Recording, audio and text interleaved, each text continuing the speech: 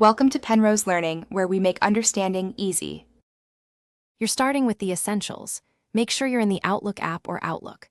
And note your account type. Once ready, open File, then Options on Desktop, or click the Settings gear in Web.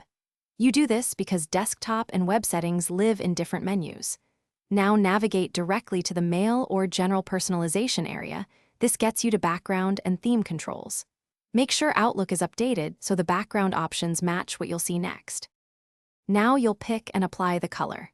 In Theme or Personalization, choose a preset color or click Custom to enter hex values or RGB for exact shades.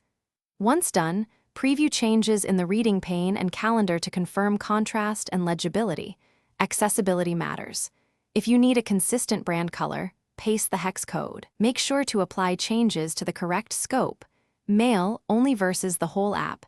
Finish by saving and closing the options window, then restart Outlook to ensure the color persists.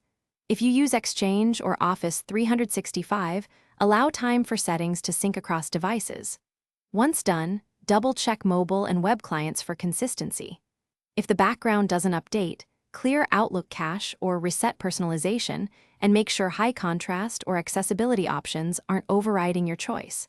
If problems continue, sign out and sign back in to force a credentials.